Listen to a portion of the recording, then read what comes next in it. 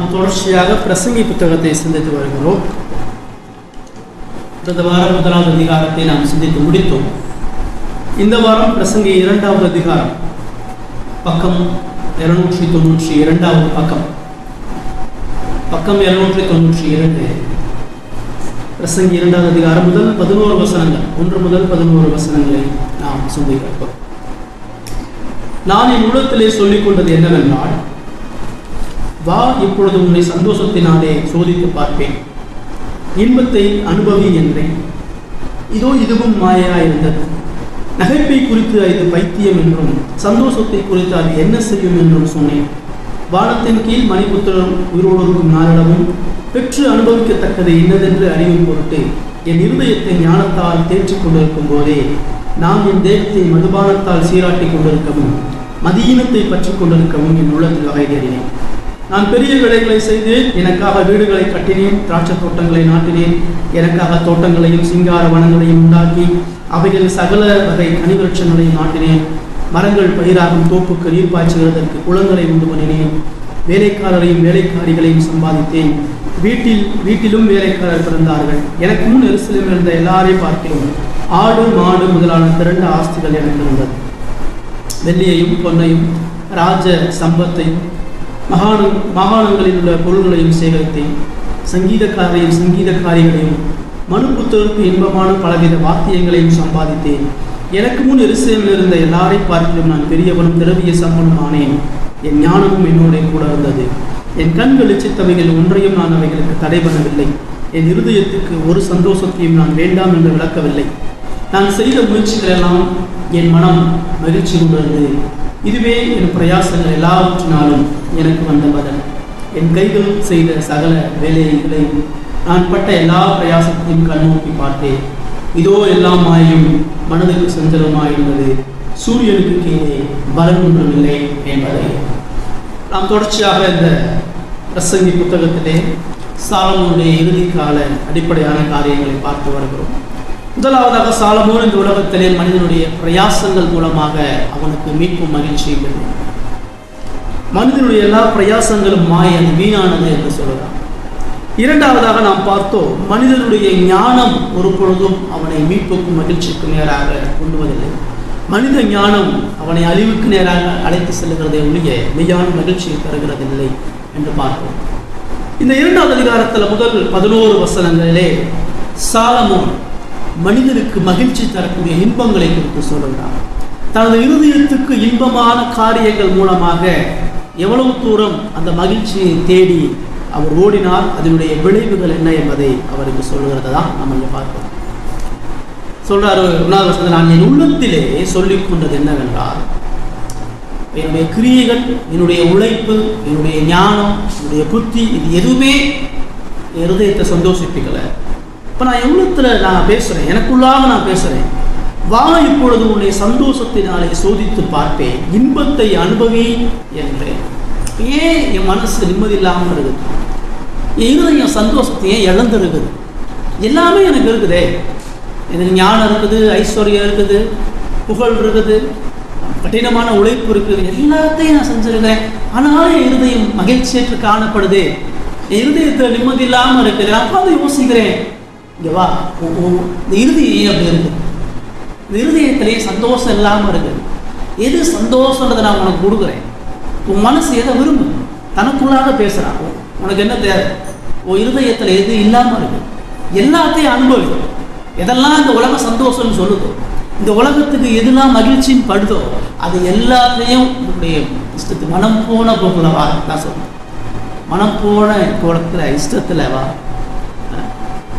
சுயம் விரும்பக்கூடிய, இருதயம் விரும்பக்கூடிய எல்லா அனுபவங்களையும் அனுபவி. அதான் இன்பத்தை அனுபவி. எதுல சந்தோஷம் கண்டுபிடிச்சோம், எதுல இருக்குன்னு இன்னைக்கு நம்ம அடைஞ்சிருவோன்ற சிந்தையோடு அவர் சொன்னார்.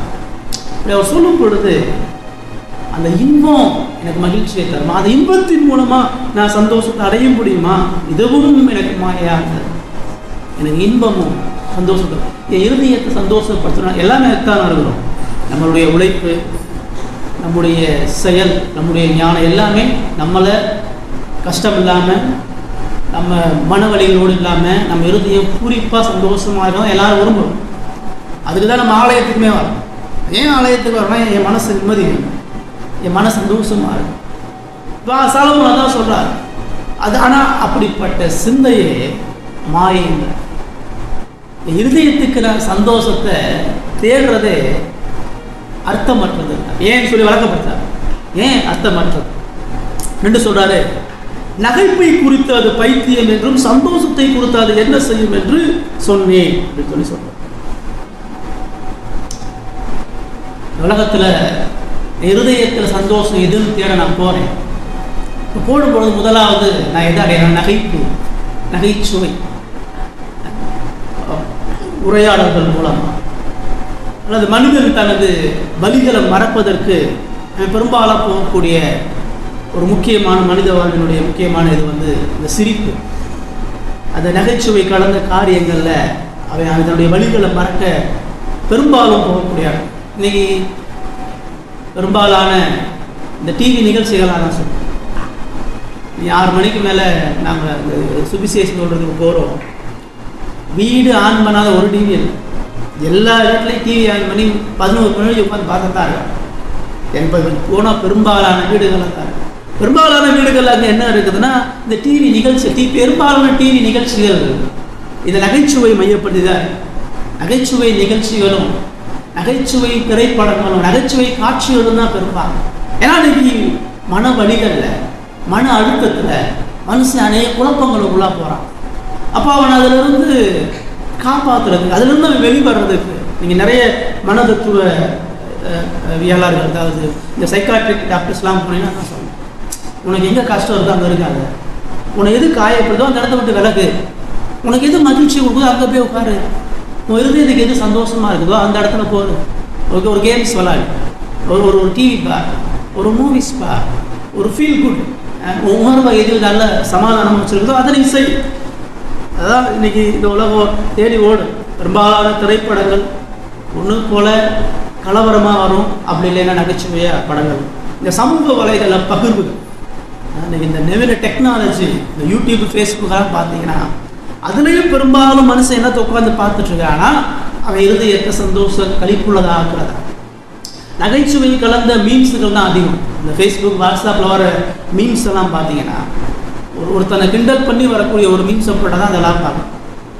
இன்றைக்கி வரக்கூடிய மனித பார்வையில் நகைச்சுவை என்பதே கடவுளால் படைக்கப்பட்ட இன்னொரு மனிதனை, ஒரு நபரை, அவருடைய குணாதிசயத்தை, அவருடைய உருவத்தை தவறாக குறைவாக வீணாக பயன்படுத்துறது தான்.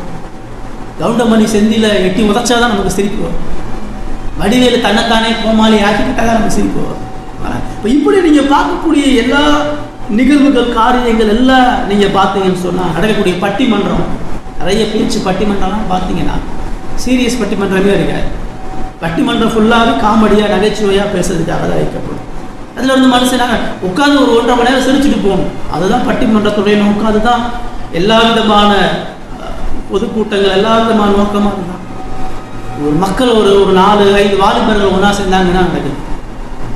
நகைச்சுவை பேச்சு தான் நடக்கும், அங்கே சிரிப்பு தான் நடக்கும். ஒரு 5-6 பெண்கள் ஒன்றா கூடனா, அல்லது ஒரு பெரியவர்கள் ஒன்றா கூடனா, தங்கள் மனதுக்கு இதமானவைகளை பேசிக்கொண்டு அவர்கள் நம்மளுடைய இருதயத்தினுடைய வழிகளை தேடுவதற்கு இந்த உலகத்தில் அந்த நகைச்சுவை சார்ந்த காரியங்கள். ஆனால் இது அந்த மகிழ்ச்சியை உண்டு பண்ணுதா? இது அந்த இருதயத்தினுடைய வெறுமையும் அந்த பிரச்சனையும் போக்குகிறதா என்று பார்த்தா ஒரு பொழுது ஒரு ஜோக்கை நீங்கள் 2 முறை பார்க்கலாம்.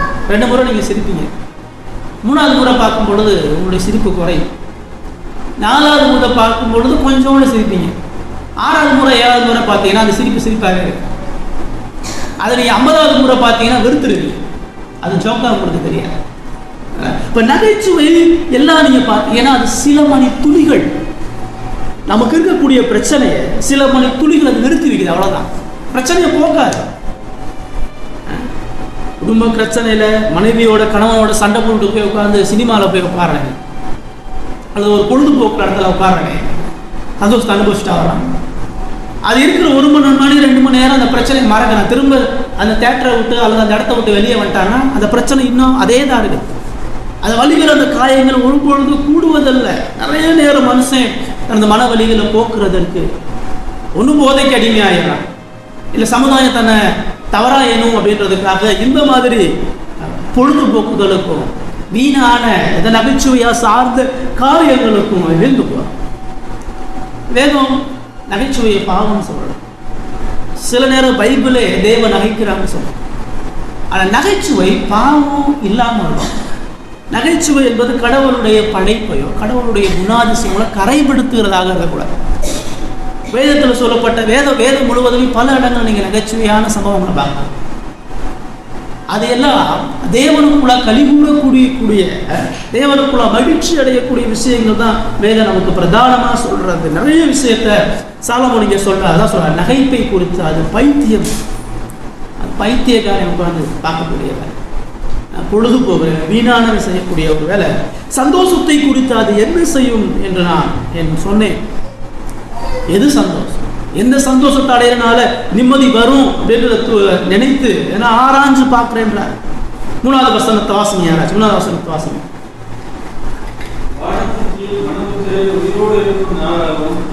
பெற்று அனுபவிக்கத்தக்க இன்னதென்று அறியும் பொருட்டு என் இதயத்தை ஞானத்தால் தேய்ச்சிக் கொண்டிருக்கும் போதே நான் என் தேகத்தை மதுபானத்தால் சீராட்டிக் கொண்டிருக்கவும் மதியினத்தை பற்றிக் கொண்டிருக்கவும் என் உள்ளத்தில் வகை தேடினேன். சந்தோஷம் எங்க இருக்கு நான் பார்க்கிறேன். இருதயத்தை எப்படியாவது நான் சந்தோஷப்படுத்தணும். தற்கால நகைப்பு மதியினமா அது அர்த்தமற்றதா எனக்கு தெரியுது. அதனால நான் என்ன செய்யறேன், வானத்தின் கீழே உயிரோடு இருக்கிற எல்லா நாளும் மனுஷன் பெற்று அனுபவிக்கிறது. மனுஷன் எதை சந்தோஷமா வாழ்நாள் வரைக்கும் அவனுடைய மரண நாள் வரைக்கும் அவனுக்கு எது சந்தோஷத்தை கொடுக்குது, அவன் உயிரோடு இருக்கிற வரைக்கும் எது அவனுக்கு நிம்மதியை கொடுக்குது என்பதை அறியும் பொருட்டு என் இருதயத்தை ஞானத்தினால நான் தேற்றி கொண்டிருக்கும் பொழுது கடவுள் கொடுத்த ஞானத்தை பயன்படுத்தி இந்த உலகத்துல எங்க மனுஷன் சாகிற வரைக்கும் அவன் சந்தோஷமா இருக்கிறான்றதை நான் தேடுறேன். என் ஞானத்தை பயன்படுத்தி நான் தேடிக்கொண்டிருக்கும் பொழுது தேர்ச்சினா அதை நான் ஆராய்ஞ்சு பார்த்துட்டு இருக்கிற அதே வேலையில் இன்னொன்று சொல்றாரு, என் தேகத்தை மதுபானத்தால் சீராட்டி கொண்டிருக்கவும் மதீனத்தை பற்றி கொண்டிருக்கவும் என் உள்ளத்திலே வகை தேடினேன்னு சொல்றாரு. இருதயம் நிம்மதி இல்லைன்னா இருதயம் வலியா இருக்குது, இருதயம் துக்கமா இருக்குது, சந்தோஷத்தை இழந்துட்டேன். இது எங்க நான் தேடி ஓடிட்டே இருக்கிறேன், நான் உட்கார்ந்து ஆராயிறேன். நான் பெற்றுக்கொண்டது இந்த உலகத்தினுடைய காரியங்களை எங்க உயிரோடு இருக்கிற வரைக்கும் எனக்கு மகிழ்ச்சி கிடைக்கும். நான் ஞானமாக யோசிக்கிறேன், என் ஞானத்தை அதிகமாக பயன்படுத்தி அதை நான் தேடுக்கிறேன். அப்படி நான் தேடிக்கொண்டு இருக்கும் பொழுது என்ன நடக்குதுன்னா, என் தேகத்தை மதுபானத்தால் சீராட்டி கொண்டு இருக்கவும் நான் தொடங்கினேன். என் ஞானத்தை தேடிக்கொண்டிருக்கிற அதே வேளையில என் மாம்சம் ஒன்று தேடு, என் மாம்சம் மதுபானத்தை தேடு, என்னுடைய சரீரம் மதுபான ஆசைக்குள்ளாக போகிறது. இப்போ நான் என்ன செய்கிறேன், மதுபானத்தை அறிந்து கொண்டு மதுபானத்தை குடிச்சுக்கிட்டே என்ன செய்கிறேன், ஞானத்தை ஆராய்ஞ்சு பார்த்துட்டு இருக்கிறேன். பேருங்க சாலமோன் சொல்றாரு நான் இருதயத்தில் ஞானத்தை ஆராய்ஞ்சு பார்த்து என் தேகத்தில் மதுபானத்தால் சீராட்டி கொண்டிருக்கவும் மதீனத்தை பற்றி கொண்டிருக்கவும் என் உள்ளத்தில் வகை தேடினேன். சாலமோனுக்குள்ள ஒரு 2 நிகழ்வு நடக்குது.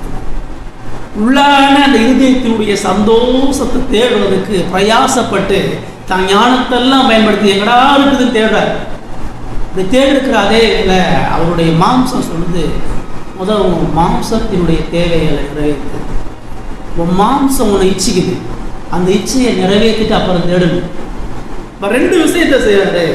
தான் மாம்சம் இச்சிக்கக்கூடிய மதுபானத்தை அறிந்து கொண்டு தான் இருதயத்தை திருப்திப்படுத்தக்கூடிய ஞானத்தை நான் தேடுறேன். என்ன அந்த பகுதியில் அவர் சொல்ல வர, அந்த இருதயத்தினுடைய ஒரு மோசமான தன்மை, அந்த இருதயத்தினுடைய ஒரு கொடூரம், அந்த இருதயத்தினுடைய ஒரு இயல்பான ஒரு தன்மை, எவ்வளவும் புத்திசாலியா கடவுளுடைய கரத்திலிருந்து பெற்ற அந்த மேன்மையான ஞானத்தை பயன்படுத்தி அந்த சந்தோஷத்தை நான் தேட முயற்சிக்கும் பொழுது என் இருதயத்தில் என் மாம்சத்தினுடைய இச்சைகளை நிறைவேற்றக்கூடிய ஒரு போராட்டத்தை நான் கொண்டிருக்கிறேன். மதுபானத்தை அறிந்து கொண்டு நான் ஞானத்தை தேடிட்டு இருக்கிறேன் அப்படின்ற இந்த சாலமோனுக்கு இடத்துல பிரதானமாக சொல்ல வர்றாருன்னா, ஒரு புறம் என் இருதயம் மெய்யான மகிழ்ச்சியை தேடி ஓடுது, மறுபுறம் என்னுடைய இருதயம் பாவத்தின் இச்சைகளை நிறைவேற்றி கொண்டு என் மாம்சம் இந்த பாவத்தால் கரப்படுறதுனால என் மாம்சத்தினுடைய இச்சைகளை நான் நிறைவேற்றி கொண்டு என் இருதயத்தினுடைய மகிழ்ச்சியை தேடிட்டு இருக்கிறேன் அப்படின்னு மனம் போன போக்கில் சுயமான அந்த இருதயத்தினுடைய மகிழ்ச்சி அதே தேடக்கூடிய அந்த வேலையில அந்த மாம்சத்தால கரபடைஞ்சு நான் செய்யறது மதியம் தெரியுது. மாம்சத்தால அந்த மதுபானத்தால என் மாம்சத்தை சீராட்டி கொண்டிருக்கிறது, மதீனத்தை பற்றி கொண்டிருக்கிறதுன்னு எனக்கு தெரியுது. புத்தியீனமான காரியம் இருக்குன்னு தெரியுது, ஆனாலும் நான் அதை தான் செஞ்சேன் அப்படின்னு. என் இருதயம் ஒன்று விரும்புது, என் மாம்சம் ஒன்று விரும்புது. என் இருதயம் ஒன்று தேடுது, என் மாம்சம் ஒன்று தேடுது. ஆனால் என் இருதயம் தேடுறதை நான் அடையிறதுக்கு முன்னாடி என் மாம்சம் விரும்புகிறதுக்கு நான் என் முத்து போட்டுட்டு இருக்கிறேன். எல்லா மனிதனுடைய இயல்பான பாவ சுபாவம், எல்லா மனிதனுடைய மெய்யான தேடுதல் இப்படிதான் சொல்லுவாங்க. மனிதனுடைய வாழ்க்கையில அவன் அடையக்கூடிய அந்த தேடுதலும் அந்த இன்பமும் அவனுடைய ஆத்மாவை ஒரு பொழுதும் அதிருப்திப்படுத்த அவத்தில் இருந்த ஆதாம் அந்த வீழ்ச்சியினுடைய மீட்புக்காக அந்த பாவம் அவனை குற்றப்படுத்தி குற்றவாளி ஆக்கும் பொழுது அதுக்காக அவன் என்ன செஞ்சானா, அந்த குற்றத்தை போக்குறதுக்காக அவன் தேடி ஓடி அத்தி இலையை மாற்றி உட்கார்ந்தான். அந்த மாதிரி தான் சாலமோனிங்க தன் இருதயத்தில் அந்த மகிழ்ச்சி ஞானத்தை மீட்பை தேடி ஓடி தன் மாம்சத்தை கரப்படுத்தி அவன் மதுபானத்தில் தன்னை சீராட்டி கொண்டு இருந்தான். மதுபானத்தில் ஃபுல் ட்ரங்கன், மது வெறியில அந்த ஞானம் அவனை மது வெறியில கொண்டு வந்து நிறுத்துது அப்படின்னு அவர் சொல்றான். இதுதான் நம்ம புதிய ஏற்பாட்டில் ரோமர் 7ஆம் அதிகாரத்தில் பவுல் சொல்றார். ரோமர் 7ஆவது அதிகாரம் 215வது பக்கம். ரோமர் 7ஆவது அதிகாரம் 15வது வசனத்தை வாசிங்க.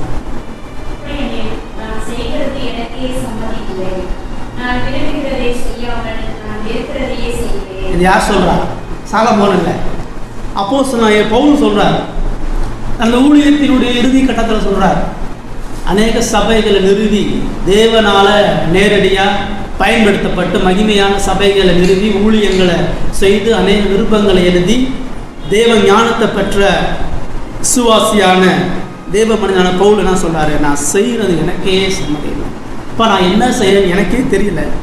நான் விரும்புகிறத செய்யாம நான் வெறுக்கிறத செய்ய. என் இருதயம் ஒன்றை விரும்புது, என் இருதயம் இந்த கிறிஸ்துவை விரும்புது, என் இருதயம் இந்த கிறிஸ்துவனுடைய மகிமையை விரும்புது, என் இருதயம் கிறிஸ்துவோடு இணைந்திருக்க விரும்புது. ஆனால் என்னால் செய்ய முடியலையே.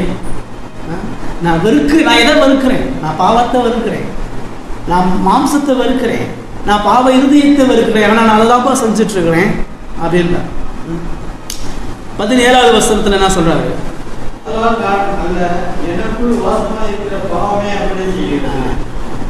நான் செய்யறது நான் விரும்பி சுயாதீன சித்தமா செய்யணும். இப்ப சாலமோனுக்கு பவுலுக்குள்ள வித்தியாசம். சாலமோன் அவன் விரும்பி அந்த மதுபானத்துல தான் மாம்சத்தை சீராகும்.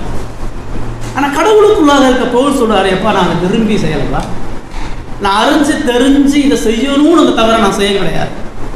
நான் நன்மையானதான் விரும்புகிறேன், ஆனால் எனக்குள்ளாக இருக்கக்கூடிய பாவம் அந்த தீமையை செய்ய தூண்டுது அப்படின்னா அவர் நன்மையே செய்யாமல் வெறுமனே தீமையை மட்டும் செஞ்சான்னு அர்த்தம் கிடையாது. பவுல் இங்கே அந்த நன்மைக்கும் தீமைக்கு எதிரான ஒரு போராட்டத்தில் எவ்வளவு தூரம் அவர் தன்னுடைய வழிகளை அங்கலாய்ப்புகளை இங்கே சொல்றார். நான் நன்மையை விரும்புகிறேன், நான் விரும்பக்கூடிய காரியத்தை செய்வதற்கு என்னுடைய சரீரத்தினுடைய பாவங்கள் எண்ணங்கள் எனக்கு தடையா இருக்கு. 21 24 வாசம். அதே இதில் 21 24.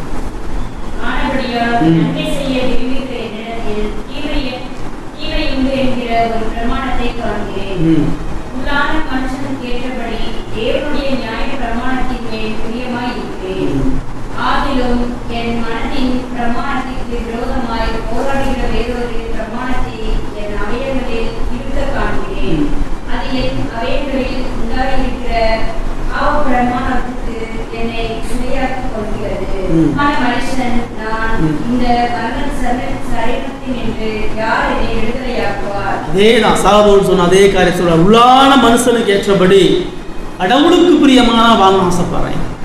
கடவுளை நேசிச்சு கடவுளுடைய ஊழியத்தை நிறைவேற்றி முடிக்கணும்னா என்னுடைய இருதயம் நியாய பிரமாணத்தின்படி வாழ ஆசைப்படுகிறது. ஆனாலும் என் மனசு விரும்புறதுக்கு விரோதமாக போராடுகிற வேறொரு பிரமாணத்தை என் அவயவங்கள் இருக்க காண. ஆனால் இந்த மாம்ச சரீரம் அதை விட மாட்டேன்ப்பா.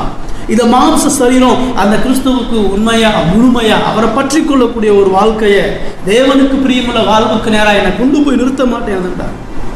அது என் அவயவங்களில் உண்டாயிருக்கிற பாவ பிரமாணத்துக்கு என்னை சிறையாக்கி கொள்ளுது. உள்ளம் முழுவதுமா அவருக்காக நான் வேலை செய்யணும், அவருக்கு பிரியமாக நினைக்கிறேன். ஆனால் என்னுடைய மாம்சம் என்னை தடுத்துட்டே இருக்குது.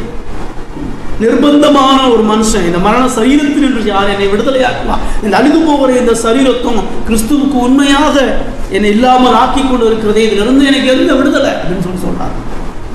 இந்த கேள்வியை கேட்டு இந்த வழிகளை சொன்ன பவுல் இதுக்கு பதிலை சொல்றாரு. சாலமோனுக்கு அதுக்கு பதில் தெரியல. சாலமோன் தன்னுடைய வழிகளையும் காயங்களையும் மாம்ச இச்சைகளுக்கு உட்படுத்தி கொண்டு நான் தான் ஞானத்தை அடையணும்னு பார்க்குறேன். ஆனால் பவுலுடைய ரொம்ப தெளிவாக ஒரு விஷயத்தை சொல்றாரு, இல்லை இந்த மாம்ச சரீரத்தில் ஒரு பொழுது நான் கிறிஸ்துவுக்கு உண்மையாக இருக்க முடியாது. இந்த மாம்ச சரீரத்தை நான் களைந்து போட்டு அவருக்கு உண்மையுள்ளவனாக ஆசைப்படுறேன். ஆனால் என் இருதயம் இந்த பவுலுக்கு எது சரின்னு தெரியுது, சாலமோனுக்கு எது சரின்னு தெரியும். இங்கே பவுலுக்கு எதை செய்யணும்னு தெரியுது, எதை செய்வதற்காக நான் உந்துதல் போறேன்னு அவனுக்கு தெரியும். ஆனால் சாலமோனுக்கு தெரியாது. பவுல் இந்த போராட்டத்தில் நமக்கு திரும்ப ஒரு விஷயத்தை அவர் சொல்றார். 8:1 என்ன சொல்றாரு? 8வது அதிகாரம் 1வது வசனம். ஆனபடியால் கிறிஸ்து இயேசுவுக்கு உட்பட்டவர்களாய் இருந்து மாம்சத்தின்படி நடவாமல் ஆவியின்படியே நடக்கிறவர்களுக்கு ஆக்கினை தீர்ப்பில்லை. எனக்குள்ள இந்த போராட்டம் இருக்குது. என் இருதயத்தில் இயேசுவுக்கு பிரியமா வாழணும்னு ஆசைப்படுறேன். ஆனால் என்னுடைய மாம்சம் என்னை பாவ பிரமாணத்துக்கு சிறையாக்கி கொண்டிருக்கிறது. ஆனாலும் நான் பாவ பிரமாணத்துக்கு மாம்ச பிரமாணத்துக்கு இடைப்பட்டு போனாலும், அதனுடைய வழிகளை நான் வீழ்ந்து போனாலும், நான் இயேசு கிறிஸ்துவுக்கு உட்பட்டவனாக இருந்து மாம்சத்தின்படி நடவாமல் ஆவியின்படி நடக்கிற எனக்கு ஆக்கினை தீர்ப்பல்ல. இயேசு கிறிஸ்துவுக்கு நான் உட்பட்டு இருக்கும் பொழுது நான் மாம்சத்தின்படி நடக்காம என்னால் இருக்க முடியும். எந்த மாம்சம் என்னை சிறையாக்கி கொண்டு, எந்த மாம்சம் என்னை கிறிஸ்துவோடு நெருங்க விடாமல் செய்கிறதோ அதை மேற்கொள்ள என்னால் முடியும். நான் மாம்சத்தின்படி நடாம ஆவியின்படி நடக்குவதற்கான பலனை கிறிஸ்து எனக்கு கொடுத்திருக்கிறார். அதனால எனக்கு ஆக்கினை தீர்ப்பு. இவ்வளவு பலவீனங்களும் போராட்டங்களும் எனக்குள்ளாக இருந்தாலும், நான் சரியானதை விரும்பி செய்யாமல் போனாலும், நான் சரியானதை விரும்பி பாவ சுபாவங்களை வீழ்ந்து போனாலும், நான் கிறிஸ்துவுக்கு உட்பட்டவன். நான் இயேசு கிறிஸ்துவுக்கு உட்பட்டவனா இருக்கிறனால நான் ஆவியின்படி நடக்கிறேன். மாம்சத்தின்படி நடக்காதவனா இருக்க பிரயாசப்படுகிறேன். மாம்சத்துக்கு ஆவிக்கு நடக்கக்கூடிய போராட்டத்தில் ஆவியானவருடைய வழிநடத்தின்படி நான் நடந்து கொள்ளுகிறவனாக இருக்கிறேன் என்பதை அவர் நமக்கு சொல்றார். 9வது வசனம், அதே 8வது அதிகாரம் 9வது வசனத்தில் என்ன சொல்றாரு? தேவனுடைய ஆவி உங்களில் வாசமாய் இருந்தால் நீங்கள் மாம்சத்துக்குட்பட்டவர்களாய் இராமல் ஆவிக்குட்பட்டவர்களாய் இருக்கிறீர்கள்.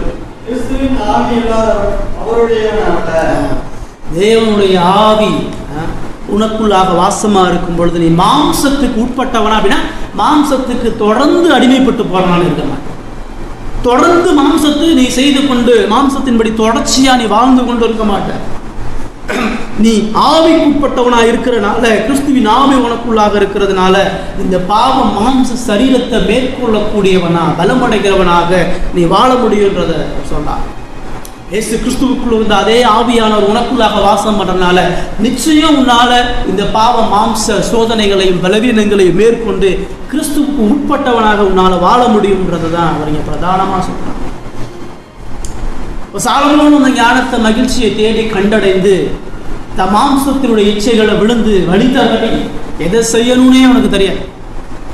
அவன் நான் ஞானத்தையும் தேடுறேன், ஆனா மாம்ச இச்சைகளையும் நிறைவேற்றுகிறேன். நான் பவுல் சொல்றாரு, நான் மாம்ச இச்சைகளை மாம்சத்துக்குரியவனா நான் போராடுகிறவனாக இருந்த பொழுதும் கிறிஸ்து எனக்குள்ளாக இருக்கிறதுனால என்னுடைய மாம்சத்தை மேற்கொள்ளக்கூடிய போராட்டத்தில் எனக்கு வெற்றி இருக்கு. நான் பாவத்தை மேற்கொள்ளுகிறவனா வெற்றி கொள்ளுகிறவனாக. ஒரு விசுவாசிக்கு ஒரு அவிசுவாசிக்கு தான் ஒரு பெரிய வித்தியாசம். அவிசுவாசி நல்லதை விரும்புவான், நல்லதை ஆசைப்படுவான், ஆனால் அவன் தொடர்ந்து பாவங்களை நிலைத்திருக்கிறவனா. ஆனால் ஒரு விசுவாசி அவன் நல்லதை விரும்புகிறவனா மாத்திரமல்ல, அந்த விரும்புவதற்கான போராட்டத்தில் வெற்றி கொள்ளுகிறவனாக இருக்கிறான். அவனுக்குள்ளாக தொடர்ச்சியாக மாம்ச போராட்டங்களை மேற்கொண்டு ஒவ்வொரு பாவத்தோட அடுத்தடுத்த பாவத்தை மேற்கொண்டு அவன் பரிசுத்தத்தில் வளருவான். அவனுடைய வாழ்க்கை ஒரு சீரான வளர்ச்சியை நோக்கி போய்கொண்டே இருக்கும்.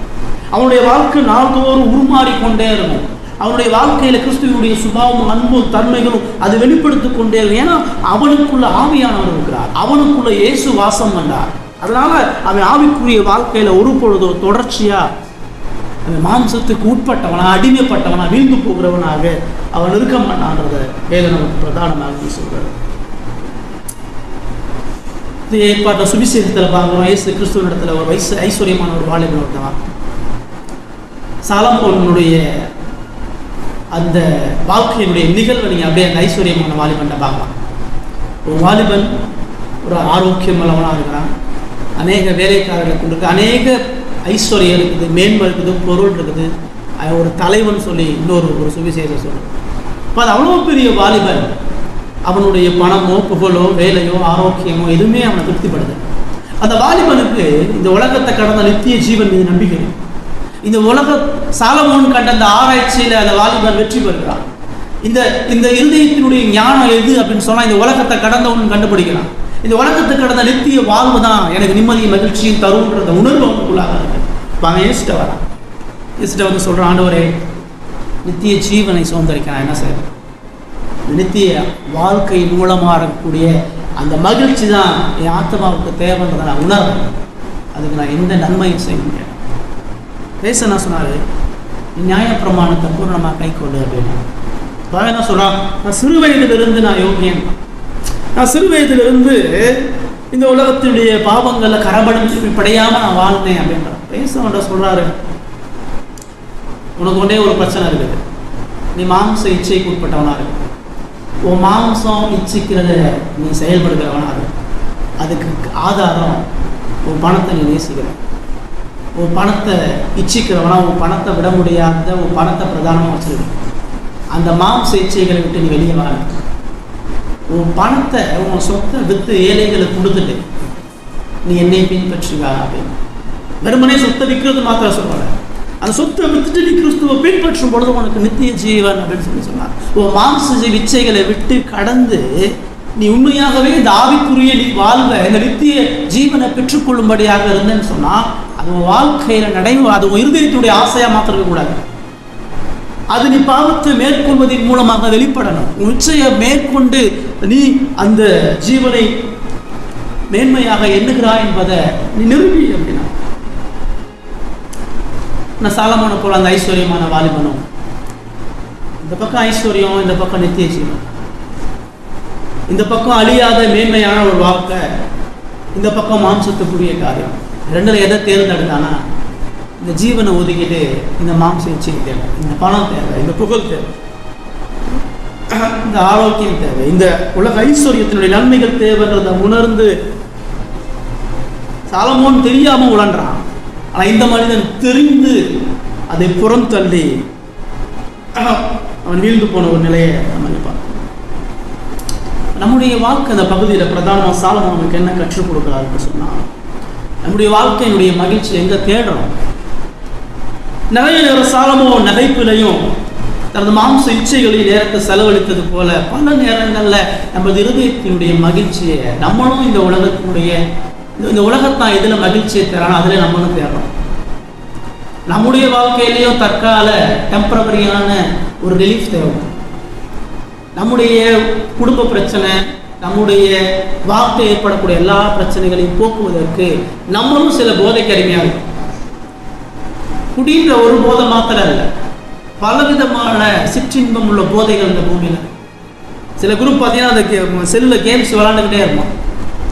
அவனுடைய பிரச்சனை வழிகளை போக்குறது கடைசி வரைக்கும் அதை உட்காந்து அப்படியே போட்டு நோண்டுக்கிட்டே இருப்பான். வேறு ஒரு இடத்துல போய் ஒரு ஒரு ஒரு டூரிஸ்ட் பிளேஸ்க்கு போய் அங்கெல்லாம் போயிட்டா நிம்மதி ஆகிடும், அங்கெல்லாம் போயிட்டா ஒரு மகிழ்ச்சியாக அடைஞ்சிடலாம் அப்படின்னு சொல்லிட்டு பல வேலைகளில் மனுஷன் தனது இருதயத்தை அவன் விற்று போட்டு அவன் தற்காலமான சந்தோஷனைக்கு ஓடி இந்த மாம்ச இச்சைகளை நிறைவேற்றி அந்த மகிழ்ச்சி அடைய பார்க்குறான். ஆனால் அது அவனுக்கு அதிகமான மனவலிகளை கொண்டு வரும். கிறிஸ்து இயேசுவுக்கு உட்படாமல் மனுஷன் எங்கெங்கெல்லாம் மகிழ்ச்சியை தேடுகிறான், எங்கெங்கெல்லாம் அவன் தனது இன்பத்தை தேடி ஓடுகிறான், ஆனால் அதெல்லாம் ஒரு பொழுதும் அவனுக்கு நிம்மதியை மகிழ்ச்சியும் தராது. சாலமோனுடைய பிரச்சனைக்கான ஒரே ஒரு பதில் பவுல் ரொம்ப தெளிவாக சொல்றாரு. நான் மாம்ச இச்சைக்கு உட்படாம நான் ஆவிக்குரியவனா வாழ்வதற்கு நான் கிறிஸ்து இயேசுக்கு உட்பட்டவனா இருக்கணும். நான் கிறிஸ்துவோடு இணைத்து இருக்கணும். கிறிஸ்துவுக்குள்ளாக என் உறவு அதிகமாக பலப்படும் பொழுது, நான் கிறிஸ்துவை அதிகமாக பற்றி கொண்டு வாழும் பொழுது மாத்திரம் என்னுடைய வாழ்க்கையில மகிழ்ச்சியும் சமாதானம் உண்டாகுது என்று சொல்லுவாங்க. கிறிஸ்துவை அறிவதும் அவருக்குள்ள வாழ்வதனால மாத்திரம் மட்டும்தான் ஒரு மனிதன் இந்த இருதயத்தினுடைய அந்த கவலைகளை விட்டு வெளிவர முடியும். இயேசு கிறிஸ்துவை அறிவதும் இயேசு கிறிஸ்துவ உறவுகளை நிலைத்திருப்பதை தவிர வேற எந்த வகையிலையும் நீங்க எந்த பொழுதுபோக்குகளையும் எந்த சிற்றின்பங்களையும் உங்களை ஈடுபடுத்திக் கொண்டாலும் அது ஒரு பொழுதும் யான மகிழ்ச்சியும் சமாதானத்தையும் தராது. எங்க ஓடுறோம்? கவலை வரும் பொழுது யாரை நோக்கி ஓடுறோம்? சில நேரம் மனிதர்களை நோக்கி போவோம். பிரச்சனை வந்தால் இன்னொரு மனிதன்கிட்ட உட்காந்து அழுகிறோம். பிரச்சனை வந்தால் சக உறவுகள் இடத்துல போய் விடுதலை தேடி ஓடுறோம். ஆனால் வேதம் நமக்கு தெளிவாக ஒன்று சொல்லுது, என் வாழ்க்கையினுடைய நிர்பந்தமான நிலையிலிருந்து நான் மீட்கப்படுவதற்கு நான் போக வேண்டிய ஒரே ஒரு இடம் இயேசு கிறிஸ்து மட்டும்தான். அதை நம்ம செய்யணுமா? நான் எப்படிங்க இயேசுவோடு இணைஞ்சிருக்கிறது? நான் எப்படிங்க இயேசுவோடு சேர்ந்திருக்கிறது? இயேசு அறிகிற அறிவு தான் அவரோடு இணைந்து இருக்கக்கூடிய உறவை ஏற்படுத்து. எனக்கும் என் மனைவிக்கு உறவு சரியா இருக்கணும்னா 2 பேரும் ஒரே வீட்டில் இருக்கிறோம், ஒரே காரியங்களை பேசுகிறோம், ஒருங்கிணைந்து சிந்திக்கிறோம், ஒரு விட்டு கொடுக்குறோம், ஒரு புரிந்து இந்த புரிந்து கொள்ளுதல் தான் அந்த உறவை பலப்படுத்தி கொண்டே இருக்கு. அந்த மாதிரி நான் இயேசுவோட இருக்கிறேன்னா, அந்த மாதிரி என் உறவு இயேசுக்குள்ளாக இருக்கிறதா? இயேசுக்குள்ளாக என் உறவை பலப்படுத்துறதுன்றது எங்க? இயேசு இருக்கக்கூடிய வேதத்துல தான். இயேசு நம்ம பார்க்கக்கூடிய ஒரே மேன்மையான இடம், அவர் நம்மோட பேசணும், அவருடைய முகத்தை பார்க்கணும். நமக்கு பைபிளை தவிர வேற எந்த வழியும் கிடையாது. இன்னொரு மனிதனுடைய பிரசங்கத்தின் மூலமாக கூட இயேசுவை பார்க்க முடியாது. உங்க ஆத்மால நீங்க இயேசுவோட உறவு கொள்வதற்கு நீங்க தனிப்பட்ட முறையில் வேதம் வாசிக்கணும். வேதத்தை நீங்க ஒத்து கவனிக்கும் பொழுது உங்களோட இயேசு பேசுகிறவராக இருந்தாதான் நீங்க இயேசுவோட உறவுல இருக்கீங்க. பல சபைக்கு போகலாம், பல பிரசங்கத்தை கேட்கலாம், அது எதுவுமே உங்களை இயேசுவோடு இணைக்காது. வாரத்தில் ஒரு நாள் வந்து இயேசுவை குறித்து கேட்கறதுனால நீங்கள் இயேசுவோட இருக்கீங்கன்னு அர்த்தம். உங்கள் தனிப்பட்ட ஆத்மா தினந்தோறும் இந்த கடவுளுடைய வார்த்தையை தொடர்ந்து வாசிக்கும் பொழுது இந்த வாசித்த வேத பகுதியில் நீங்கள் இயேசுவோடு இருக்கிறீங்களா? இயேசுவோடைய முகத்தை இந்த பைபிளை பார்க்குறீங்களா? என் மனைவியோட பேசுறதுக்கு என் மனைவியோட அப்பாட்ட போய் நான் பேசுறது இல்லை. என் மனைவியை குறித்து அறிகிறதுக்கு என் மனைவியுடைய சகோதரிகளோடு நான் போய் பேசி உறவு கொள்றது மூலமாக என் மனைவியோட நான் உறவு கொள்ள முடியாது. நான் நேரடியாக என் மனைவியோட பேசுகிறேன். நான் உங்களோட நேரடியாக உங்களோட பேசுவேன். உங்களை குறித்து நான் அவர்கிட்ட பேச முடியாது. இவரும் நான் ஒருங்கிணைந்தாதான் இவரை குறித்து இவருடைய எனக்குமான உறவு பலப்படும். அப்படி நம்ம இயேசு அப்படி தேடுறோமா? இயேசுவுக்கு எனக்குமான உறவு, அவர் என் முகத்தை தேடுங்கன்றார். என்ன தேடுங்கன்றார்? என்கிட்ட கேளுங்கன்றார். கேளுங்கள் தரப்படும், தட்டுங்கள் திறக்கப்படும். அவருடைய சமூகம் என்பது வேதத்தை உட்கார்ந்து நம்ம வாசிக்கும் பொழுது மாத்திரம். வேதத்தை வாசிக்க நீங்க ஒரு கூட்டம் இந்த வேதத்தை புறந்தள்ளி இயேசுவை தேடி ஓடுது. இந்த வேதத்தை மூடி வச்சுட்டு பல கூட்டங்களுக்கு போகுது, பல எழுப்புதல் கூட்டங்களுக்கு போகுது, பல அற்புத அடையாளங்கள் கூட்டங்களுக்கு போகுது, பல தீர்க்க தரிசன வார்த்தைகள் கேட்டு போய் அவர் சொல்லிட்டார், இவர் சொல்லிட்டார், இவங்க அங்க போறாங்க. இன்னொரு கூட்டம் வேதத்தில் இருக்கான்னு சொல்லி வேதத்தை வெறுமனே மந்திர ஓர மாதிரி வாசி கூடி வச்சுருப்பான். நிறைய வசனம் தெரியும், நிறைய நிகழ்வை சொல்லுவான், வேத ஞானம் இருக்கும். ஆனால் வேதத்தில் இருந்து இயேசுவனால புரிந்து கொள்ள முடியாது. சும்மா 1 மணி நேரம் 2 மணி நேரம் வாசிச்சிட்டேன், இன்னைக்கு மத்திய 4ஆம் அதிகாரம் வாசிச்சிட்டேன், இன்னைக்கு 5ஆம் அதிகாரம், அதுவும் கிடையாது. நான் வேதத்தோட உறவு கொள்வது என்பது வெறுமனே இதை வாசிச்சுட்டு தியானிச்சுட்டு கடந்து போறது கிடையாது. நான் வாசித்த அந்த பகுதியை இருந்து இயேசுவை காணாத வர நான் அதை வாசித்த அர்த்தமே இல்லை. நான் எந்த வேதத்தை திறந்தாலும் அதை வாசிக்கும் பொழுது இயேசுவினுடைய குணாசித்தி தன்மையை நான் அன்னைக்கு பெற்றுக்கொண்டு போகலைன்னா நான் உறவு கொள்ளணும் அர்த்தம். உறவுன்றது வார்த்தைகள் பேசுவதன் மூலமாக தான் பலப்படும். நீங்கள் நானும் ஒரு க்ளோஸ் நெருங்கிய நண்பர்கள்னா நீங்கள் சும்மா 1 மணி நேரம் உட்காந்து நானும் 1 மணி நேரம் உட்காந்து 1 நேரம் நேராக பார்த்துட்டு போனால் உறவு பலப்படும். என்னுடைய சரீர பிரகாரமான உருவத்தின் மூலமாக நீங்கள் ஒன்றும் கற்றுக்க முடியாது. நான் யாருன்னா நான் பேசணும். நான் பேச தான் நான் யார், நான் எதை விரும்புகிறேன், எனக்கு எது பிடிக்காது, நான் எப்படிப்பட்ட சுபாவம் உள்ளவன் நீங்கள் தெரியும். அப்படி இருக்கணும் இயேசுவோட உறவுன்ற. நான் வேதத்தை திறந்து வாசிக்கும் பொழுது நாள்தோறும் இயேசு எனக்கு புதுசாக தெரியணும். நாள்தோறும் இயேசுவினுடைய தன்மையும் சுபாவமும் அவருடைய அன்பும் அவருடைய மன்னிப்பும் எனக்கு பெரிய அளவுக்கு கொண்டு போகணும். இயேசு வேதத்தில் தான் அவர் தேட சொல்கிறார். நம்முடைய தனிப்பட்ட வாழ்க்கையில் பிரச்சனைகள் உபத்திரவங்கள் வரும் பொழுது நம்ம போகக்கூடிய இடம் பிரதானமாக வேதமாக இருக்கும் பொழுது, இந்த வேதத்தை நீங்கள் ஆழமாக இயேசுடைய முகத்தை பார்க்கும்பொழுது அவருடைய சமூகத்தை நோக்கி ஜெபிப்பதற்கு உங்கள் நடத்த நீங்கள் உங்களுடைய வேதனைகளை உங்களுடைய அங்கலாய்ப்புகளை சொல்லக்கூடிய ஒரே ஒரு இடம் இயேசு கிறிஸ்துவினுடைய சமூகம். மகிழ்ச்சி என்பது சாலமோன் இங்கே மாம்ச இச்சைகளுக்கு உட்பட்டு நித்திய ஜீவன் நடந்து போகிறான். ஆனால் பவுல் இந்த நித்திய ஜீவனாகிய கிறிஸ்துவை பற்றி கொண்டு மாம்சத்தை மேற்கொண்டவனா ஆவிக்குரியவளாக அவர் வாழ்ந்து விடுத்தார் என்பதை பார்க்கிறோம். ரைட். இப்போ 4வது வசனத்திலிருந்து 11வது வசனத்தில் நம்ம பார்க்கக்கூடிய 2வது முக்கியமான ஒரு விஷயம், இதயத்தினுடைய மகிழ்ச்சியை நான் தேடுறேன், ஆனால் மதீனமாக என் மாம்சத்தை நான் மதுபானத்தை நான் சீராட்டிட்டு இருக்கிறேன். என் பாவ இச்சைகள் என்னை மேற்கொள்ளுது. என் உள்ளான ஆத்மாவை திருப்திப்படுத்தக்கூடிய எந்த செயலையும் செல்லாதபடி நான் அடிமையாக இருக்கிறேன்.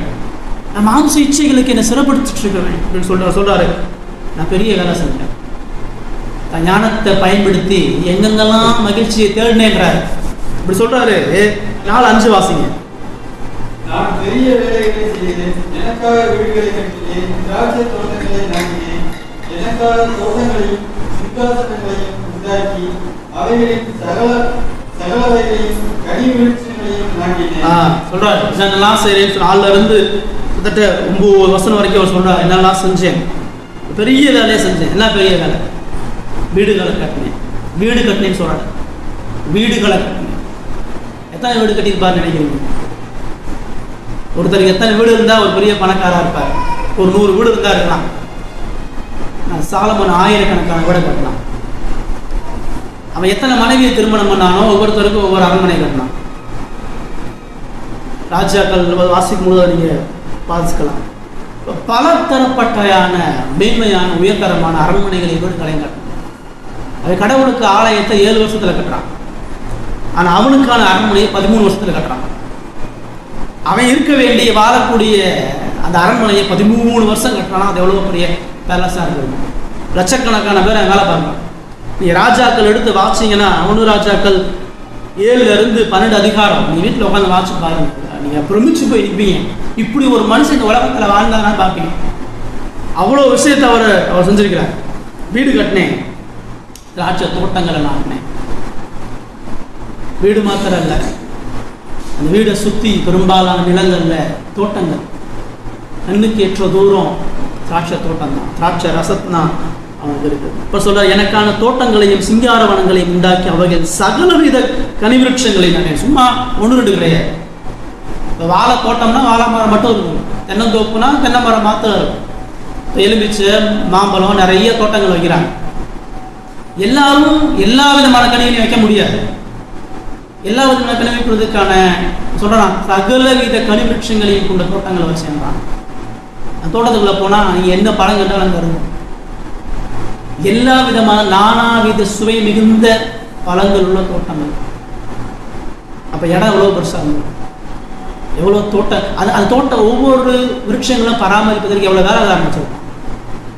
அந்த தோட்டங்களை பராமரிப்பதற்கு எத்தனை வேலைக்காரங்க அவனுக்கு உட்கார்ந்து பணி செய்கிறவர்களாக இருப்பார். மரங்கள் பயிராகும், தோப்புக்கு நீர் பாய்ச்சுவதற்கும் குளங்களை உண்டு பண்ணினேன். வேலைக்காரரையும் வேலைக்காரர்களையும் சம்பாதித்தேன். வீட்டிலும் வேலைக்காரர் பிறந்தார்கள். எனக்கு முன் எருசலேமில் இருந்த நல்லோரை பார்க்கிறோம், எல்லோரை பார்க்கிறோம். ஆடு மாடு முதலான திரண்ட ஆஸ்திகள் எனக்கு இருந்தது. வீடு இருந்துச்சு, வீடுகள் இருந்தது, தோட்டங்கள் இருந்தது, மரங்கள் இருந்தது. மரங்கள் பயிராகும், தோப்புக்கு நீர் பாய்ச்சிக்கிற குளங்களை, குளம் ஒரு குளத்தை உண்டு பண்ணுறது அவ்வளோ ஈஸி கிடையாது. ஒரு பெரிய நிலத்தை தோண்டி அது முழுவதுமாக நீங்கள் தண்ணீரை பாய்ச்சி வைக்கணும். அது ஊறிட்டே இருக்கும். அந்த மாதிரி பல குளங்கள், ஏன் தோட்டங்கள் நிறையா இருக்குது, பயிர் வகைகள் மரங்கள் நிறையா இருக்குது, அதுக்கு தண்ணி வச்சனுங்க. ஸோ அதுக்கு தோட்டங்கள் குளங்கள் அதிகமாக உருவாக்குறான். தண்ணீர் மிகுந்த நீர் பாய்ச்சலான இடங்களை உருவாக்குறான். இப்போ எல்லாம் வச்சுட்டா தோட்டம் வச்சாச்சு, வீடு வச்சாச்சு, மரங்களை வச்சாச்சு, குளங்களை வச்சாச்சு. இப்போ எல்லாத்துக்கும் வேலைக்காரங்க வேணும்ல. வேலைக்காரர்களை வைக்கிறான், வேலைக்காரிகளை வைக்கிறான். வீட்டிலும் வேலைக்காரங்க, அந்த வேலைக்காரிகளுக்கு வேலைக்காரங்க பறக்கிறாங்க. சொல்கிறான் எனக்கு முன் எருசலேம் இந்த எல்லாரை பார்க்கிலும் ஆடு மாடு முதலான திரண்ட ஆஸ்திகள். இதை தாண்டி ஆடு மாடு கழுதை, ஒட்டகம், குதிரை, எல்லா மிருக ஜீவன்களும் இருக்கு. உள்ள இந்த பணக்கார தொழிலதிபர்கள்லாம் பார்த்தீங்கன்னா ஒரு கம்பெனி வச்சுருப்பான், அல்லது ஒரு 4 தொழில் வச்சுருப்பான், இல்லை அதிகபட்சம் ஒரு 20 தொழில் வச்சு அதுக்கு மேனேஜராக இருக்கும். அதை மேற்கொள்றதே கையாளுறதே பெரிய விஷயம். நான் இங்கே சாலமோனை பார்க்கும் பொழுது உலக எல்லா தொழிலையும் தான் கரத்தில் வச்ச ஒரே ஒரு தொழிலதிபர் போல, வீடு, தோட்டம், குளங்கள், பயிர் வகைகள், வேலைக்காரர்களுக்கு கீழே இருக்கக்கூடிய மக்கள், எருசலேமில் இருந்த எல்லாரும் பார்க்கல எனக்கு திரண்ட ஆஸ்தி, ஏகப்பட்ட சொத்து பாத்தியத்தோட வாங்கினான். 8-9 வாசம். வெள்ளியும் பொன்னையும் ராஜரத்னத்தில் மாநகரில் உள்ள பொருட்களையும் சேகரித்து சங்கீதக்காரரையும் சங்கீதக்காரிகளையும் மனமுத்துறவுக்கு இன்பமான பலவித வாத்தியங்களையும் சம்பாதித்தேன். எனக்கும் எருசலேமில் இருந்த எல்லாரை பார்த்தும் நான் பெரியவனும் பெரிய சம்பனமுமான என் ஞானமும் என்னோட கூட இருந்தது. இது மாத்திரம் இல்லை, வெள்ளி பொண்ணு சுற்றி உள்ள எல்லா ராஜ்யங்கள் இடத்துல இருந்து அவன் யாரெல்லாம் பார்க்க வரானோ எல்லாரும் அவனுக்கு பொண்ணு வெளியெல்லாம் கொடுக்குறான். ராஜஸ்திரீ வர்றா, சேபா தேசத்து ராஜஸ்திரீ வந்து அவ்வளோ பொண்ணு வெள்ளி அவனுடைய பொக்கிஷங்களெல்லாம் பார்த்து பிரமிச்சு போகக்கூடிய அளவுக்கு அவனுக்கு சுற்றி உள்ள எல்லா தேசங்களும் அவனுக்கு வரி செலுத்தி அநேக பொக்கிஷங்களை அவனுக்கு கொடுத்தாங்க. ராஜ சம்பத்துனா ராஜாவுடைய அரண்மனைக்குரிய எல்லா பொக்கிஷங்களையும் எல்லா பொருள்களும் இருந்துச்சு. அது மாத்திரம் இல்லை, சங்கீதக்காரரையும் சங்கீத பாடகர்கள் இருந்தாங்க. 1-2 பேர்லாம் இல்லை, இந்த குரூப் 1000 பாடகர்கள் 1000 பாடகிகளை வச்சிருந்தாங்க. அதுக்கேற்ற பலவித வாத்தியங்களையும் வச்சிருக்க ஒரு பெரிய பேண்டு. சாலமோன் ஒரு ஃபங்க்ஷன் வைக்கிறான்னு சொன்னால் அதில் பாடுறதுக்கு 1000 பேர் இருக்கிறான். 2000 பேர் வச்சு பாடுறான். 50 பேர் கூடி பாடி கேட்டுருக்கீங்களா? 100 பேர் உட்காந்து பாடினாவே அது பிரமிப்பு ஆச்சரியமா இவ்வளோ பேர் சேர்ந்து பாடுறாங்க. 2000 பாடல்கள், பலவிதமான வாத்தியங்கள், அவங்களுக்கு கீழே பலவிதமான வேலைக்காரர்கள் எல்லாம் சேர்ந்து இன்பமான பலவிதமான வாத்தியங்கள் உண்டாக instrument, lover of the music, இசையில் மயங்கி திரியுது.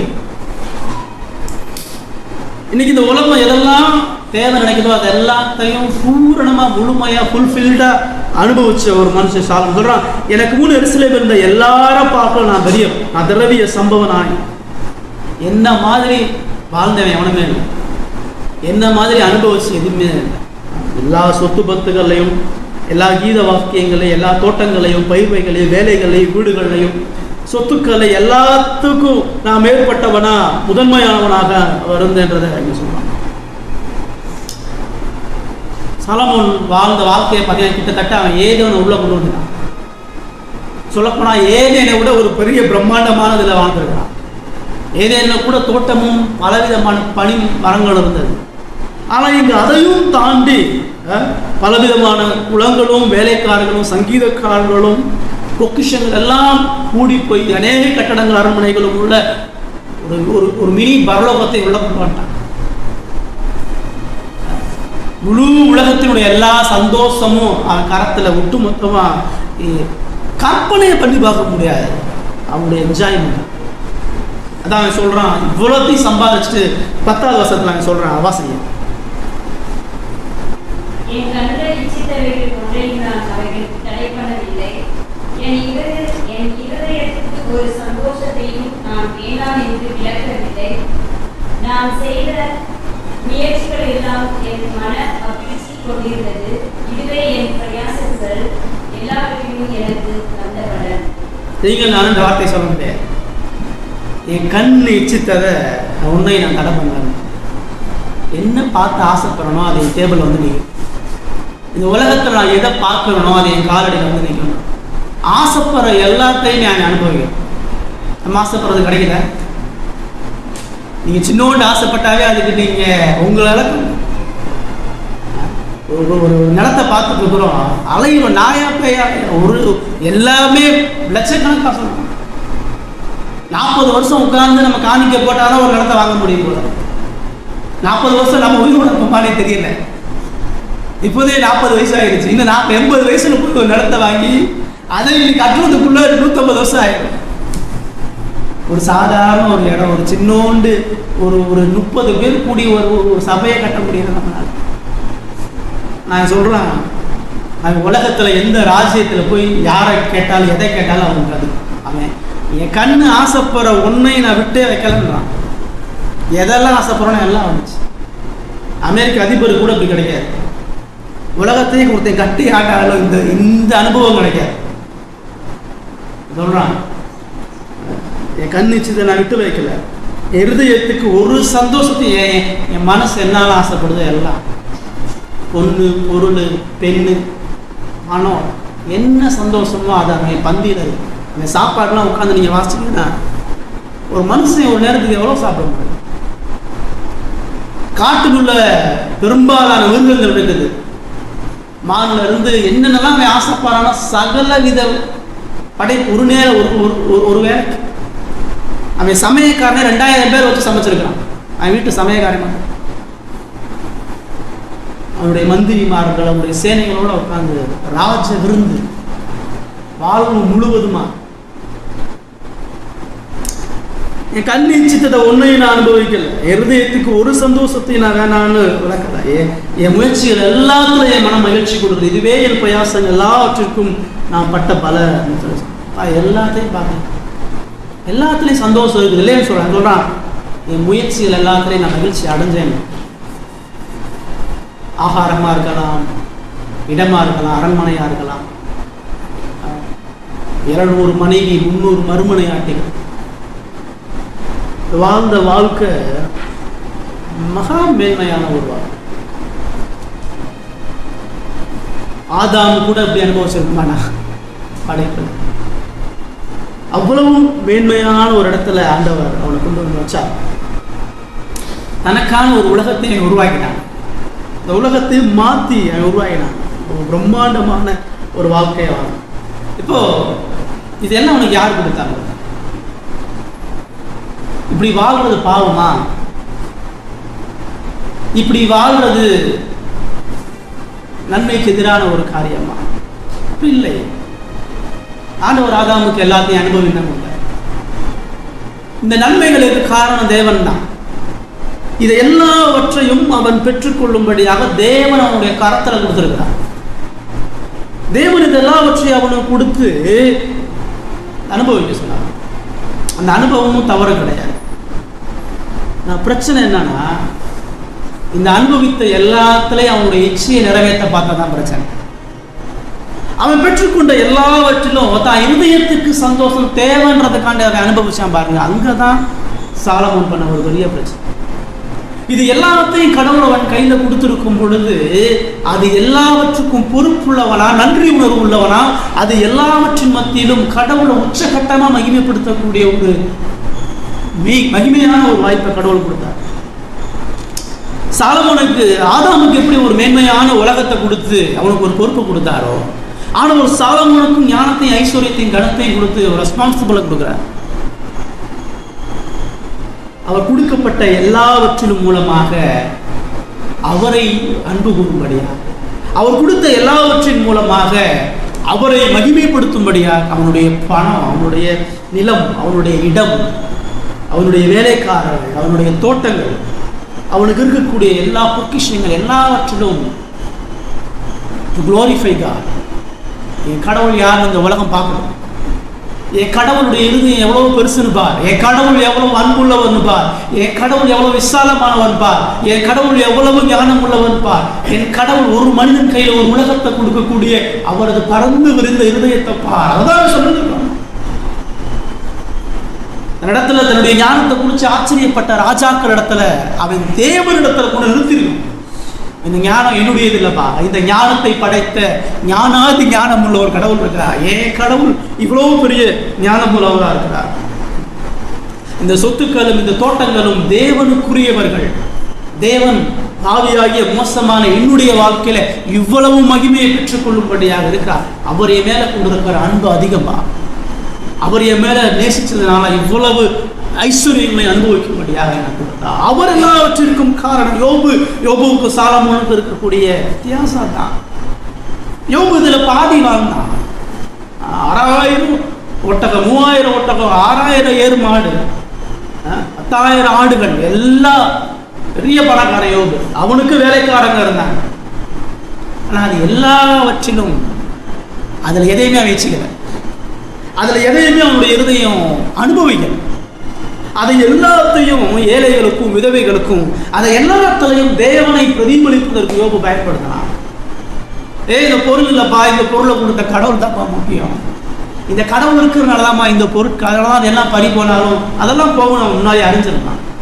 இந்த சொத்து, இந்த ஆடு மாடு, இந்த பணம், இந்த மனைவி, இந்த பிள்ளை, இந்த வீடு, இந்த நண்பர்கள் எல்லாம் போவாங்கன்னு அறிஞ்சிருந்தான். It's a gift from God. இது தேவன் எனக்கு கொடுத்த பரிசு.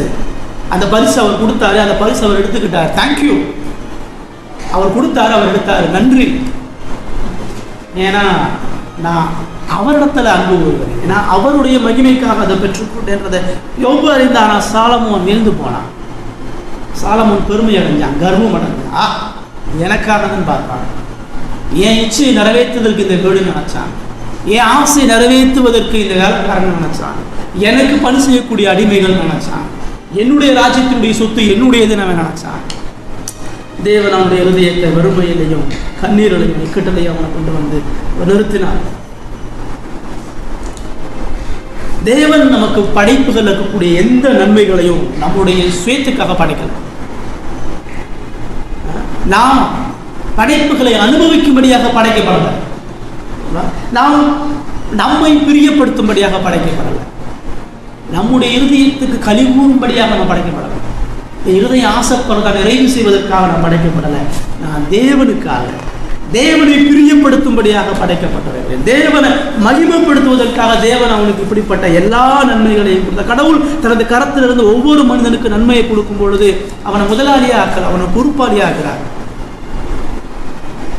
ஒவ்வொரு நன்மையை கடவுளிடத்திலிருந்து மனிதன் பெறும் பொழுது அந்த நன்மையின் மூலமாக தேவன் மகிமைப்படுத்தும். தேவனுக்கு நன்றியுள்ளவனாக இருக்கும்படியாக சாலமோன் நன்றி கட்ட துரோகியாய் இவ்வளவு நன்மைகளை கொடுத்த கடவுளுக்கு எந்த வகையிலையும் நன்மையாக அவரை மகிமைப்படுத்தும்படியாக ஒரு மனிதனுடைய துரோக இருதயம் தான். இவ்வளவு சொன்னா எல்லா இதை வாட்சி பார்த்தீங்கன்னா அந்த வசனத்தை நான் என்னுடைய எனக்கு ஏன் வேலைக்காரங்க ஏன் நிலம் ஏன் இடம் தான் சொன்னேன். தேவன் எனக்கு கொடுத்த இடம் சொன்னானா, தேவன் எனக்கு உண்டாக்கிய தோட்டம் சொன்னானா, தேவன் கிருபையாக என்னை கொடுத்த வேலைக்காரர்கள், தேவனால் நான் பெற்றுக்கொண்ட பொக்கிஷன் ஏன் சொன்னானா, நான் எனக்கு என்னுடைய மனுஷன் எப்பயுமே இப்படிதான். கடவுளுடைய நன்மைகளின் கிருபைகளை ஒருபொழுதும் மனுஷன் என்னுடைய இருதயம் பொல்லாங்கானது அப்படிதான். தேவனுக்கு நன்றி கெட்ட ஒரே ஒரு பிராணி மனுஷன். தேவனுக்கு துணிகரமா துரோகம் செய்யக்கூடிய மனுஷன். ஒரு பறவைகள் ஒரு சிறிய ஆகாரம் கொடுத்து அவரை குறித்து பாடும். எல்லா படைப்புகளும் நன்மைகளை பெறும் பொழுது கடவுளுக்கு மகிமையை செய்யும். ஆனால் மனுஷன் மட்டும் கடவுள்கிட்ட பெற்றுக்கொண்டு கடவுளையே குறை சொல்லுவோம். மனுஷன் கடவுள் எதை கொடுத்துருக்கிறாரோ அதுக்கு நன்றி சொல்ல மாட்டான். கடவுள் எதை கொடுக்கலையோ அதை கொடுக்கலன்னு. கடவுள் கொடுக்காத குறை சொல்றதா மனித சுபாவம். உலகத்தையே காலில் கொடுத்தாலும் அந்த பணத்தை அவர் கொடுக்காம விட்டாலும் ஏன் நினைச்சா பார்த்தீங்களா? இது எல்லாத்தையும் கொடுத்துருக்கிறான்னு பிசாசு டைம் சொன்னாங்க. ஆமா ஆமா அதை கொடுக்கல, ஒன்றை கொடுக்காம விட்டாரு. சாலமோன் அதான் இவ்வளோத்தையும் அனுபவிச்சோம், இன்னமும் ஏதோ ஒன்று கொடுக்கல, இன்னமும் ஏதோ ஒரு சந்தோஷத்தை நான் பெறாம விட்டேன், இன்னமும் ஏதோ ஒன்று இந்த உலகத்தை கடவுள் கொடுக்காம விட்டாங்க. நம்ம தேடுகிறோம். நிறைய வேலைகள் நம்மளும் கடவுள் கொஞ்சமாக கொடுக்குறாரு, அதிகமாக கொடுக்குறாரு. கடவுள் கொடுத்ததுல மகிழ்ச்சி சமாதானத்தை அடையலன்னு சொன்னார். வேற எதுலையும் வேற எந்த காரியங்களை பெற்றுக்கொண்டாலும் நம்ம அடையணும். கடவுள் கொடுத்ததுல சமாதானத்தோடு மகிழ்ச்சியோடு கடவுளை மகிமைப்படுத்துவதாக. தேவன் சாலமோனுக்கு அது எல்லாவற்றிலும் சந்தோஷத்தை கொடுக்குறாரு. சந்தோஷமான மகிழ்ச்சி கொண்டு நான் செஞ்ச எல்லாத்துலையும் மகிழ்ச்சி இருந்தது, என் பிரயாசத்தின் எல்லாவற்றிலும் அதான் எனக்கு பலன் அப்படின்னு சொல்லிட்டு 11 என்ன சொல்றாரு? 11ஆவது வசனம் கடைசி வசனம்.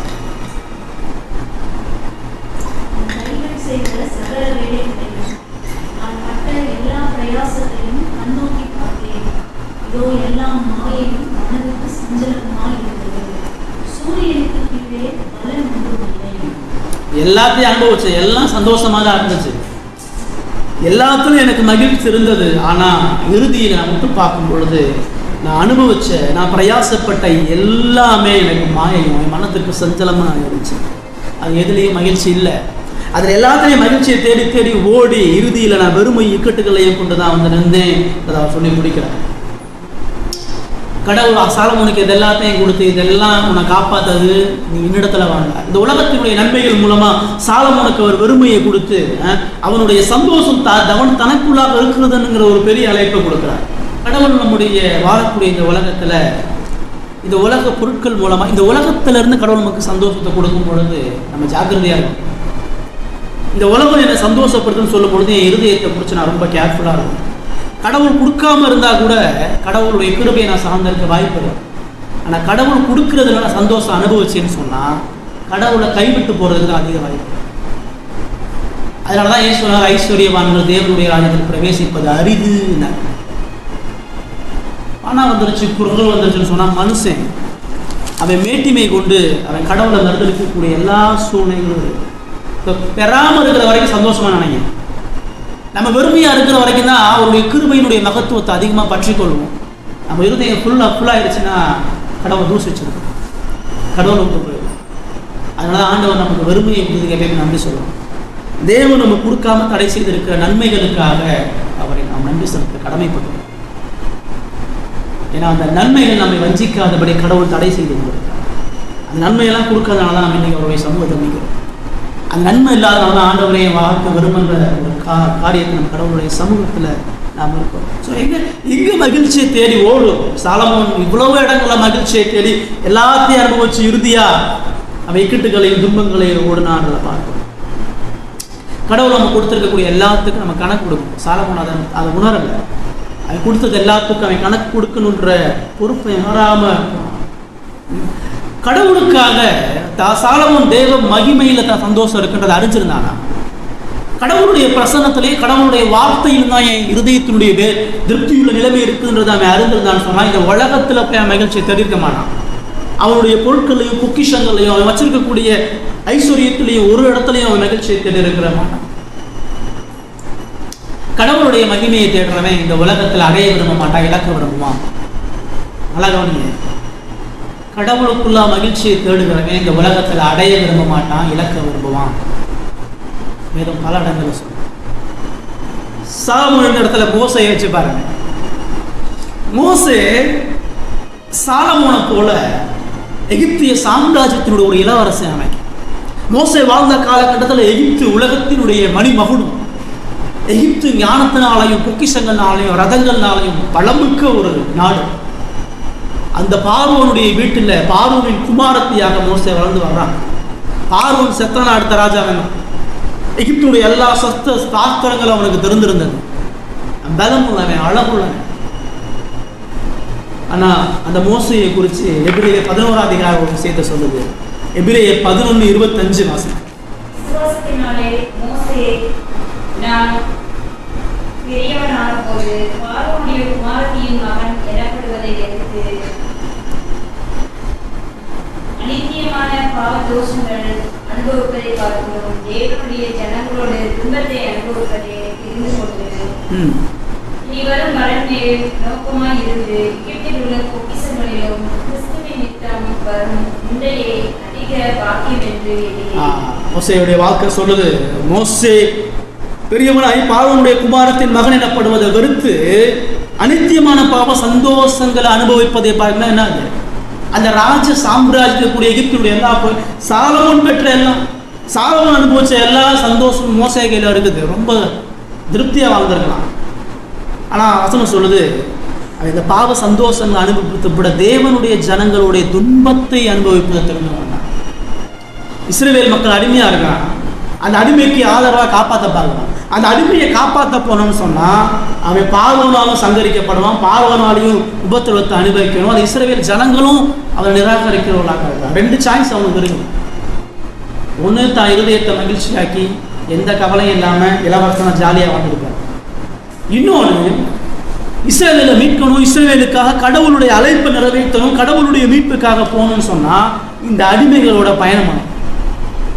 இந்த அடிமைகள் அவனை ஏற்றுக்கல. அவனை அடிக்க பார்த்தான், அவன் நிராகரிச்சு, அவனை கல்லறிஞ்சு கொல்ல பார்த்தான். ஆனால் அவனோட தான் வாழ்ந்தான். ஒரு இடத்துல கூட மறுபடியும் எகிப்துக்கோ பார்வோர் இடத்துலையும் போய் நான் திருந்திட்டேன், என்னை மறுபடியும் எல்லோர சொன்னாங்கன்னு கேட்கவே சாகுற வரைக்கும் அந்த ஜனங்களுக்காக மறுத்து செலுத்தணும்.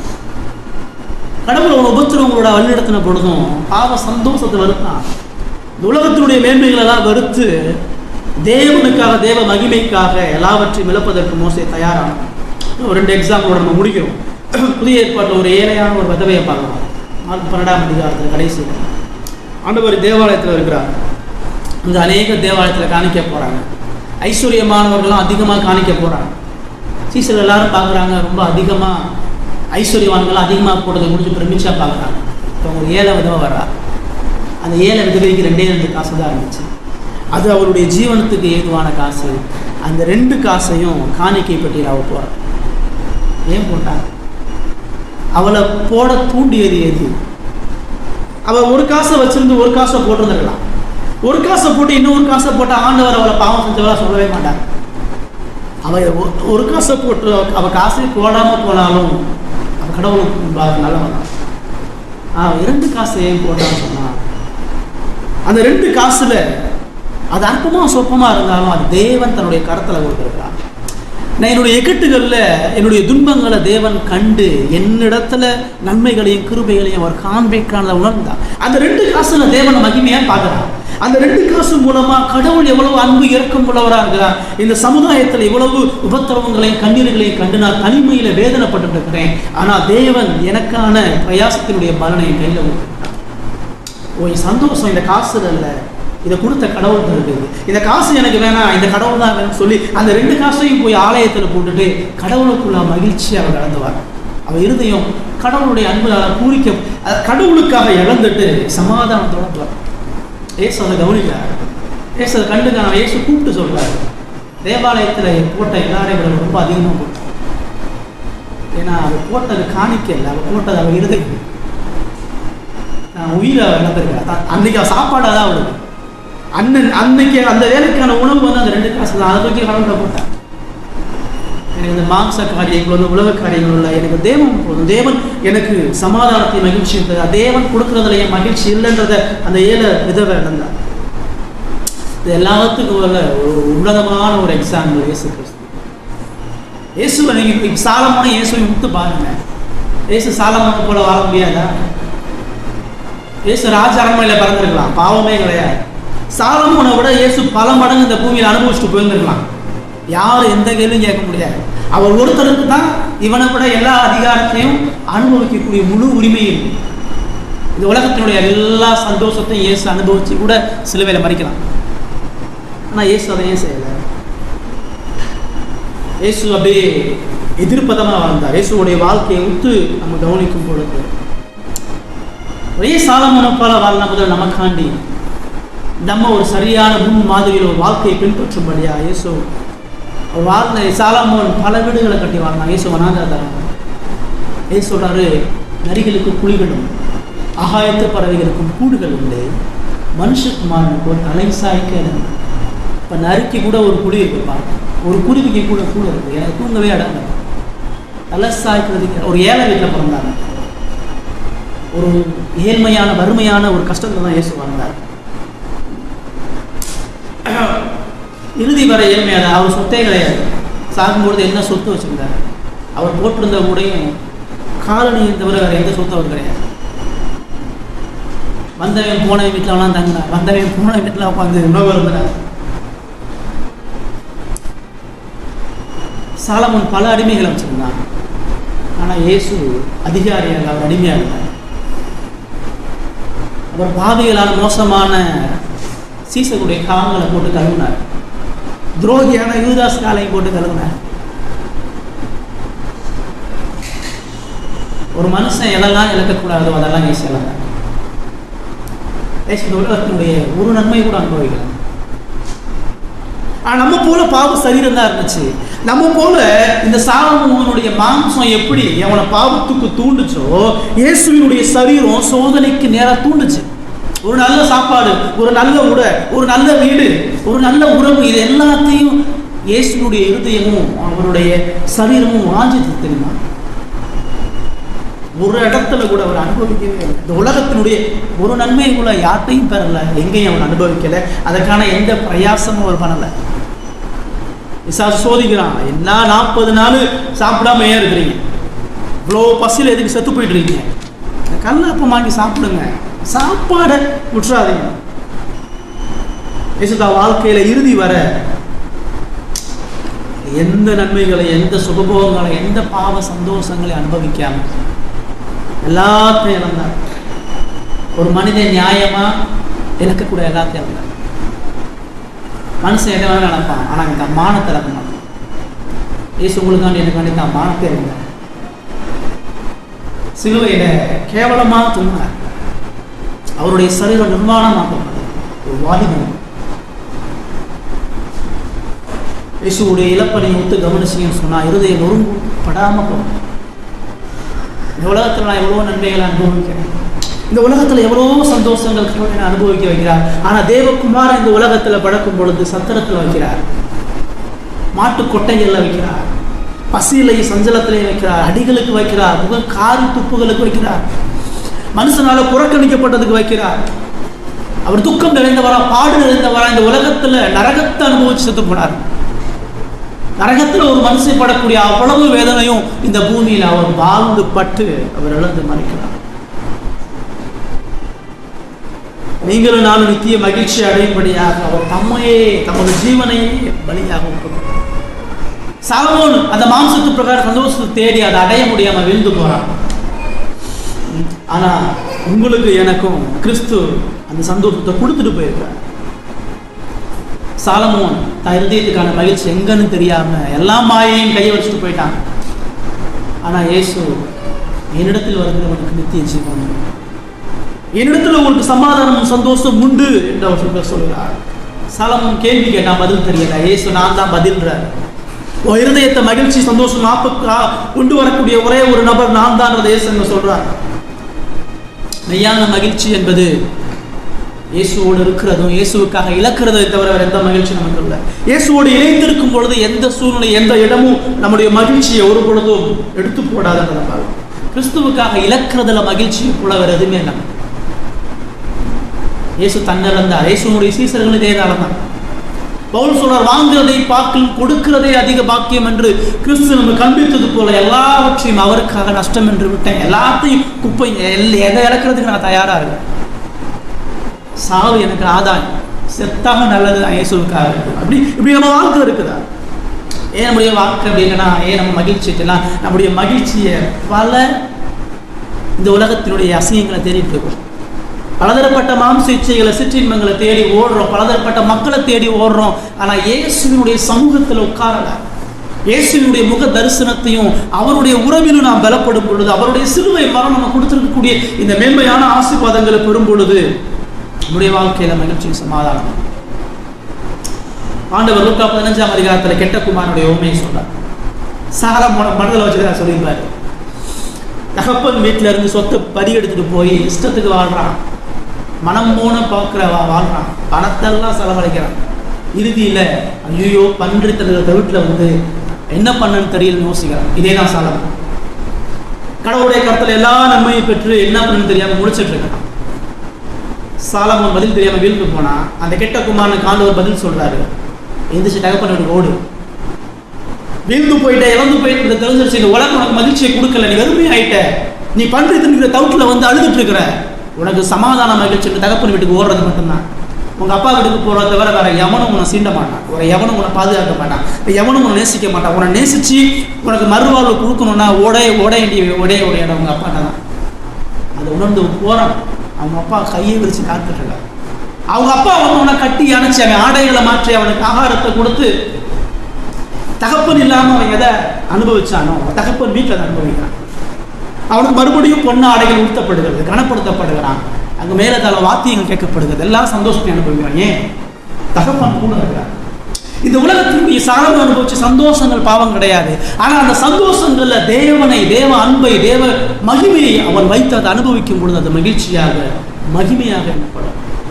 கடவுள் நம்ம கொடுத்துருக்கக்கூடிய எதுலையும் பாவம் இல்லைங்க. நியாயமான எல்லா சந்தோஷங்களும் நம்ம அனுபவிக்கலாம். ஆனா அதுக்கு காரணம் தேவன்றதை உணர்றோமா? தேவனது மகிமைக்காக, தேவனது அன்புக்காக.